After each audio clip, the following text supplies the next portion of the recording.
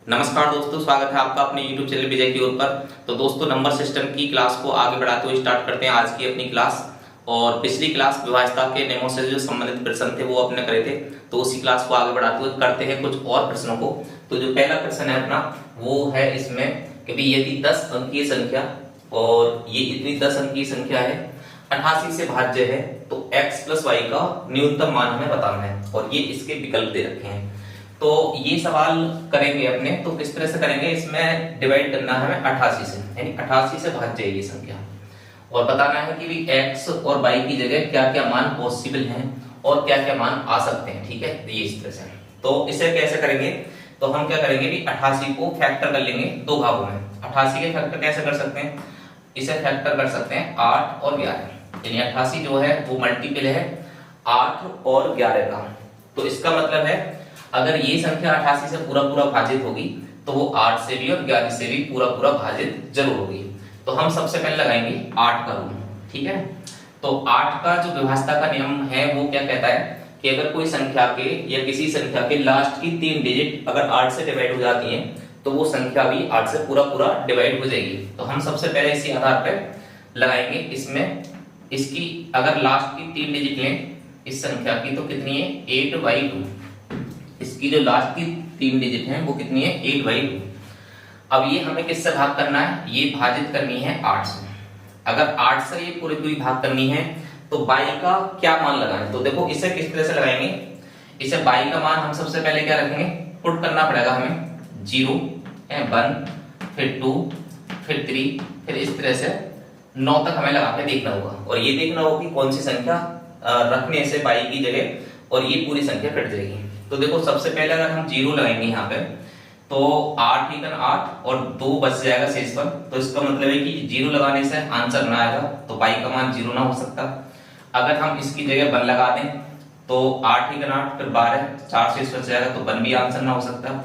अगर हमने यहाँ पे 2 लगाया तो 8 1 8 से कट जाएगा लेकिन 22 ना कटता है तो इसमें 2 भी ना लगा सकते। इसका मतलब है कि y की जगह कितना लगाएंगे 3 लगाएंगे तो 8 ही 8 और 8 चौक 32। तो इसका मतलब है कि y का वो मान जिससे ये संख्या पूरी पूरी कट जाएगी, y का हमें जो न्यूनतम मान मिला वो मिला 3। ठीक है ना, तो इस तरह से आप y का मान आप निकाल लोगे कि भी y का मान कितना हो जाएगा 3 हो जाएगा। ठीक है, तो y का मान तो हमने 3 निकाल लिया। अब x का मान और निकालना है, तो x का मान निकालना है तो हमें क्या करना पड़ेगा भाई, x का मान निकालने के लिए हमें क्या करना पड़ेगा, इसे 11 का डिविजिबिलिटी रूल लगाना पड़ेगा। ठीक है ना, तो y का मान तो हमने 3 निकाल लिया।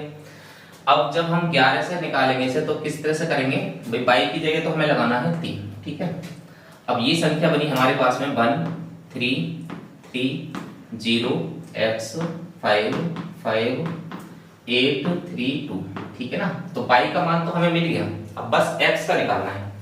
तो हम लगाएंगे पेयर रूल है, 2 में से 3 गया तो कितना 1, फिर 8 में से 5 गया तो कितना बचेगा 3 बचेगा, फिर 5 में से x घटाएंगे तो इसे ऐसे लिख देंगे 5 - x है, और ये 0 में से 3 घटाएंगे तो -3, और 3 में से 1 घटाएंगे तो कितना बचेगा 2 बचेगा। अब जो संख्या प्लस माइनस से कट रही है उन्हें काटेंगे, जिससे -3 से +3 कट जाएगा, ऐसे काट दो। 2 और 5 7 हो गया, 7 और में से 1 घटाएंगे माइनस का तो कितना बचेगा 6 - x। अब 6 में से x का वो कौन सी डिजिट का मान रखा जाए जिससे कि ये 0 आ जाए, नहीं 0 होगी तभी तो न्यूट्रल होगा। ये संख्या जो आनी चाहिए रिजल्ट इसका या तो 0 आना चाहिए और या 11 आना चाहिए या 11 की कोई मल्टीपल होना चाहिए। तो इसका मतलब है कि हम यहाँ पे 11 तो पॉसिबल ना है लेकिन हाँ 0 बना सकते हैं। अब 0 बनाएंगे तो x का वो कौन सा मान रखें जिससे ये 0 हो जाए, तो इसका मतलब है कि x की जगह क्या रख दें, हमें 6 ही रखना पड़ेगा, तभी क्या होगा ये जो पूरा मतलब मान है न्यूट्रल होगा। तो इसका मतलब है कि x का मान कितना आ गया 6 आ गया और y का मान कितना आ गया 3 आ गया। तो हमसे सवाल में पूछा है कि भी x प्लस y का न्यूनतम मान क्या होगा, तो अब आप आराम से x प्लस y का मान निकाल सकते हो। ठीक है ना, तो देखो x प्लस y, x का मान कितना है, x का मान है 6 प्लस y का मान कितना है 3, और जब हम दोनों को जोड़ेंगे तो सही आंसर हमारा क्या हो जाएगा 9 आंसर हो जाएगा इस सवाल का। तो जो डी विकल्प है अपना ये इस सवाल का सही आंसर होगा। तो आइए दोस्तों एक सवाल और करते हैं और ये अपना है दूसरा सवाल। इसमें दे रखा है यदि 4a067b 11 से भाज्य है तो a प्लस b का न्यूनतम मान हमें ज्ञात करना है। तो देखो इसे कैसे करेंगे भाई, संख्या दे रखी है हमें 4a067b। अब कितने से भाज्य है? 11 से भाज्य है। तो इसका जो ऑड और इवन प्लेस के जो सम है वो 0 होना चाहिए या फिर कितना होना चाहिए? 11 का कोई मल्टीपल होना चाहिए। तो उस तरह से कर लो। देखो हम कैसे करेंगे, b - 7 और ये 6 - 0 कितना हो जाएगा? 6 हो जाएगा। और a माइनस कितना हो जाएगा? a माइनस हो जाएगा 4। अब इन्हें सब जोड़ जाड़ के कितना आना चाहिए? 0 आना चाहिए। और या फिर आना चाहिए 11 का कोई मल्टीपल आना चाहिए। तो a और b को एक साथ ले लो, कितना हो जाएगा? a प्लस b, क्योंकि हमें a प्लस b का ही मान निकालना है। और -4 6 + 2 बचेगा और +2 -7 ये कट जाएगा तो ये बचेगा -5 और इक्वल टू कितना लाना है हमें? या तो 0 या फिर 11 लाना है। अब हमें a प्लस b का मान निकालना है, ठीक है? ये चीज समझने वाली बात है। देखो अब हमें चाहिए a प्लस b का मान और वो भी न्यूनतम चाहिए। तो a प्लस b का मान मैं यहाँ पे कितना रख दूं जिसमें से 5 घटाया जाए तो 0 बच जाए। तो आप कहोगे इस a प्लस b का मान अगर हम 5 रख दें तो 5 में से 5 घटाएंगे तो 0 बचेगा। तो इसका मतलब है कि एक मान पॉसिबल हमें मिल गया। जो a प्लस b का पॉसिबल मान है वो कितना है? 5 है। अब क्या दूसरा मान भी हो सकता है? तो दूसरा मान कैसे निकालेंगे? तो दूसरा ये हो सकता है, अगर मान लो हमें यहाँ 0 की जगह 11 लाना पड़ जाए, यानी 0 की जगह अगर हम 11 बनाने लगे तो a प्लस b का मान कितना संभव है? तो a प्लस b का मान है कि अगर यहाँ पे हमें 11 लाना पड़ जाए तो a प्लस b का मान हम कितना रखेंगे? तो कितने में से हम 5 घटाएं कि 11 आ जाए, ठीक है? तो दूसरी कंडीशन क्या पॉसिबल है कि भी a प्लस b में से हम क्या घटाएं कि हमारा क्या आ जाए? 11 आ जाए। तो इस कंडीशन में इसका दूसरा मान निकल कर आ जाएगा। a प्लस b का मान जो हो जाएगा, माइनस के 5 इधर प्लस में पहुंच जाएंगे तो कितना हो जाएगा? 5 और 11 कितना हो जाएगा? 16। तो a प्लस b का मान दूसरा क्या हो जाएगा? 16 हो जाएगा, ठीक है ना? तो इसके दो मान संभव है। अगर आपसे पूछा है कि भी न्यूनतम मान कितना है इसका, तो न्यूनतम मान 5 होगा। और अगर आपसे ये पूछा होता कि इसका अधिकतम मान कितना संभव है, तो आप बताते कि भी अधिकतम मान इसका 16 भी संभव है। तो हमें 16 तो विकल्प में देना रखा है, तो इसका मतलब है सही आंसर जो इससे ना होगा हमारा, वो होगा a प्लस b का न्यूनतम मान और वो कितना है? 5, ठीक है ना? तो इस सवाल का जो सही आंसर है इस समय आप टिक करोगे 5। तो आइए दोस्तों एक सवाल और करते हैं। 7 अंकीय संख्या 64x29/6 72 से भाज्य है, तो 2x - 3y का मान ज्ञात करना है। और एक कंडीशन हमें यहाँ रख दी है कि जो x का मान होगा वो y से क्या होगा? बड़ा होगा, यानी x is greater than y। तो अब हम इस सवाल को करेंगे तो कैसे करेंगे? इसमें किससे संख्या भाज्य? 72 से। तो ये संख्या है हमारे पास में 64x29 और y 6, ठीक है? ये किससे भाज्य है? 72 से भाज्य है। तो इसके फैक्टर से भी ये भाज्य होगी। तो 72 के हम क्या करेंगे? इसके फैक्टर कर लेंगे। तो 72 के फैक्टर क्या हो सकते हैं? 8 गुणा 9, ठीक है? तो हम इसमें दो रूल लगाने पड़ेंगे। 8 का डिविजिबिलिटी रूल भी लगाना पड़ेगा और 9 का डिविजिबिलिटी रूल भी लगाना पड़ेगा। तो हम सबसे पहले लगा ले रहे हैं 8 का डिविजिबिलिटी रूल। तो देखो 8 का डिविजिबिलिटी रूल लगाएंगे तो लास्ट की 3 डिजिट हमें चेक करनी है। तो लास्ट की जो 3 डिजिट है वो है 9, 22 और 6। ये संख्या हमारी कितने से भाजित हो जानी चाहिए? 8 से। तो हम y का कितना मान रखते हैं? तो देखो y का मान क्या रखेंगे? सबसे पहले 0, फिर 1, फिर 2, फिर 3, फिर 4। इस तरह से हमें चेक करना है। तो अगर हम 0 रखेंगे, तो अगर हमने y का मान 0 रखा तो ये क्या? ये कट जाएगा। तो देखो 8 × 8, 1 बचेगा, 10 हो जाएगा। 8 × 8 2 26 हो जाएगा, 8 से ना कटेगा। तो 0 रखने से ये मान y का ना आएगा। फिर हम चेक करेंगे 1। तो इसकी जगह अगर 1 रखेंगे तो 8 × 8 है नहीं, और 8 1 × 8 3 बचेगा, 36 हो जाएगा। 36 8 के पहाड़े में ना आता है, 1 से भी ना कटेगा। अब रख के देखेंगे 2। तो 2 रखेंगे तो 8 × 8 और 1 बचा, 12 हो गए, ठीक है? फिर 8 × 8 कितना बचा? 4 और 46 हो जाएगा। इसका मतलब 2 रखने से भी ये वैल्यू ना कटेगी। अब रखेंगे 3। तो अगर y का मान हम 3 रखते हैं तो 8 × 8 और 1 बचा, 13 हो गए। 8 × 8 13 में से 8 गया तो 5 बचा और आगे कितना हो जाएगा 56। तो 8 सत्ते 56। तो इसका मतलब है कि ये y का मान 3 रखने से संख्या पूरी पूरी कट रही है। तो हम ये लगा देंगे कि भी y का मान कितना हो जाएगा, y का मान निकल कर आ गया हमारा 3। ठीक है, y का मान रखने से ये संख्या कट रही है। तो y का मान कितना आ गया 3। अब x का मान हमें और निकालना है। तो y का मान जब हमें पता है कि भी 3 आ गया, अब लगाना है हमें x, निकालना है x का मान। तो अब दूसरी संख्या क्या बची है, 9 बची है। तो 9 का डिविजिबिलिटी रूल लगाना है। अब 9 का डिविजिबिलिटी रूल क्या कहता है कि भी पर्टिकुलर संख्या को काट लो, जैसे 6 और 3 9 खत्म, 9 से कट ही जाएगा। ठीक है, अब ये कितना हो गया, 6 और 4 10। ठीक है, एक कम कर दो, एक बचा लो, यहाँ पे रख लो, है ना। तो ये कितना बचेगा, x + 3 बचेगा। अब x + 3 बचेगा, 9 से कट जाना चाहिए। x + 3 अगर 9 से कट जाएगा तो x का मैं वो कौन सा मान रख लूं जिसके यहां रखने से 3 जोड़ने से 9 से कट जाए। तो आप कहोगे भी x का मान तो अब 6 रख लो। 6 और 3 कितना हो जाएगा, 9 हो जाएगा, और 9 से पूरा पूरा कट जाएगा। तो इसका मतलब है जो x का मान आया वो कितना आया, वो आया 6। तो अब हमें दोनों मान मिल गए हैं, x का मान भी हमारे पास में है और y का मान भी हमारे पास में है।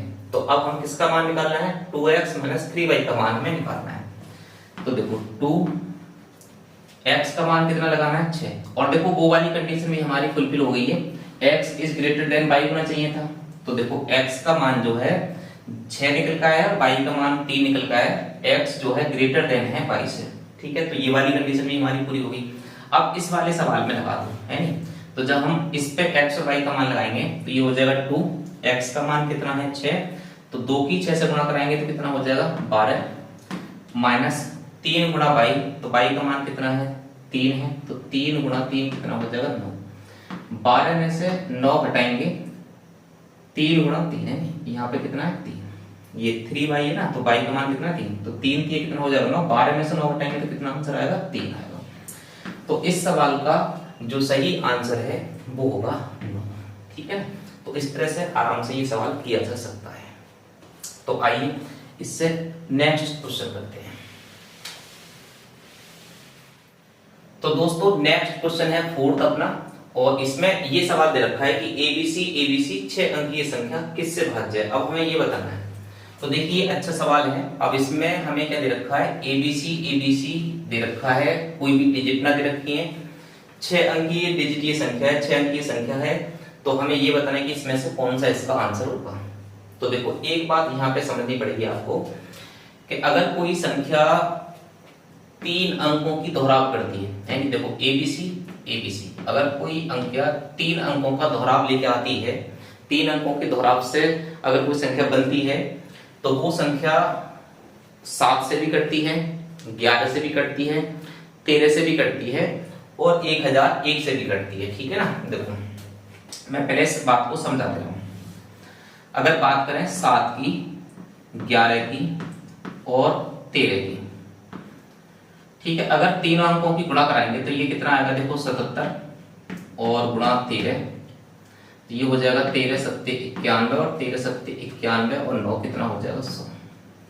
तो इसका मतलब कितना आ गया, इनका तीनों का जो मल्टीपल आता है वो आता है 1001। ठीक है, ये बात समझ में आई, 1001। अब 1001 में अगर किसी चीज की मल्टीप्लाई कराई जाए, 1001 से अगर किसी संख्या की मल्टीप्लाई कराई जाए, मान लो इसमें मैं ABC की ही गुणा करा दूं, ABC, तो ABC की अगर मैं 1000 गुणा करा दूं तो ये संख्या बनेगी ABC। ठीक है, यानी 3 अंकों का दोहराव हो जाएगा। अगर आपने 1001 में गुणा करा दी 231 से, तो 231 की अगर गुणा करा दें तो कितना हो जाएगा, ये बन जाएगा 231। तो इसका मतलब है आप ये बात समझ गए होंगे कि अगर 1000 में किसी संख्या की गुणा कराई जाती है तो अगर कोई 3 अंक की संख्या है तो उसी संख्या का क्या हो जाता है, रिपीटिशन स्टार्ट हो जाता है, यानी वही दोहराव कर देती है संख्या पूरा का पूरा। अब इसमें क्या आंसर दें फिर इस सवाल का, तो ABC ये 6 अंक की संख्या है, 2 अंक 3 अंकों के दोहराव से बनी है। तो ये देखो जब 1001 7 11 और 13 का मल्टीपल कितना है 1001, तो अगर कोई संख्या 1001 से कटेगी तो वो 13 से भी गारंटी से कटेगी, 11 से भी कटेगी और 7 से भी गारंटी से कटनी ही कटनी है। अब इसमें जवाब देना हमारा ये कहना चाह रहा है कि भी अगर ये संख्या 6 अंक की संख्या है किससे भाज्य, तो ये कह रहा है केवल 7, ओनली 7। अगर यहाँ 7 होता तो सही आंसर होता, ये कह रहा है कि केवल 7 से कटेगी और किससे न कटेगी, तो इसका मतलब है कि ये बात गलत कह रहा है, इसका ये आंसर गलत हो जाएगा।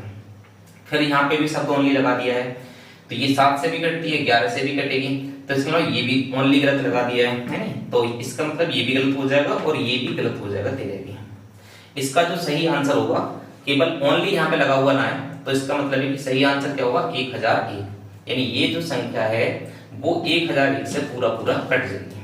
तो इस सवाल का आंसर आप आराम से इस तरह से दे सकते हो, ठीक है ना। तो ये कॉन्सेप्ट आपको थोड़ा सा याद रखना है। 7, 11, 13 का मल्टीपल होता है 1001, और 1001 में अगर कोई संख्या मतलब मल्टीप्लाई कर जाती है तो उस संख्या का क्या हो जाता है, दोहराव हो जाता है। और अगर कोई संख्या ऐसी है जो 3-3 अंकों के दोहराव से चली है तो वो 1001 से पूरा पूरा कट जाएगी, ठीक है, ये बात आपको याद रखना। तो दोस्तों इसी आधार पर ये सवाल है, करते हैं इस सवाल को, ठीक है ना। तो ये दे रखा है 3, 4, 8 x by z 7, 11 और 13 से पूर्ण का भाज्य है, तो y प्लस z बटे x का मान कितना होगा। तो इसी कॉन्सेप्ट पर आधारित है जो अभी अपने करा था, ठीक है ना। तो मैंने अभी क्या बताया था कि अगर कोई संख्या 7 से, 11 से और 13 से पूरी पूरी भाज्य है, तो इसका मतलब है वो संख्या इनके मल्टीपल से भी पूरा पूरा भाज्य होगी, और इनका मल्टीपल अभी हमने किया था, कितना आ रहा था 1001, ठीक है।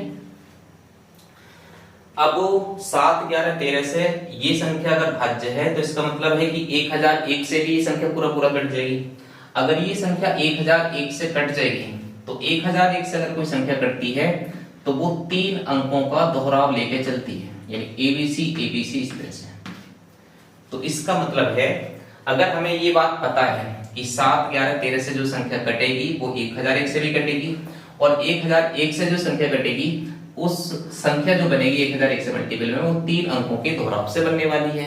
अगर ये बात हमें पता है तो हमें पता चल जाएगी कि ये संख्या जो है वो 3, 4, 8 है, तो x by z की जो जगह अंक रखे हुए हैं वो भी कितने रखे हुए हैं, 3, 4, 8 ही रखे हुए हैं, ठीक है। तो इसका मतलब है कि ये 7, 11, 13 से भाज्य है तो 1001 से भाज्य होगी, और ये संख्या 3 अंकों के दोहराव से चल रही होगी। तो इसका मतलब है x का मान कितना आ गया 3, y का मान कितना आ गया 4 और z का मान कितना आ गया 8। बस सिंपल है, बाकी ये मान आप यहाँ पे लगाओ और फिर इसे सॉल्व कर सकते हो।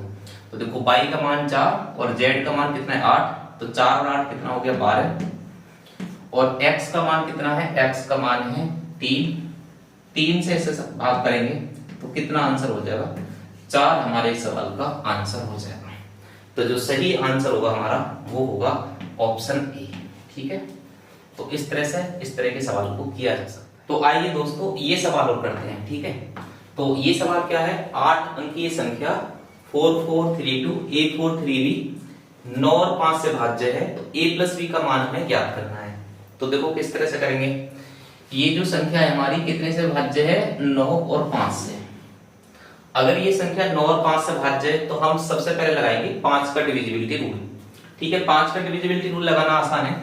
अगर कोई संख्या 5 से कट जाती है तो उसका इकाई अंक या तो 0 होना चाहिए या फिर 5 होना चाहिए, ठीक है।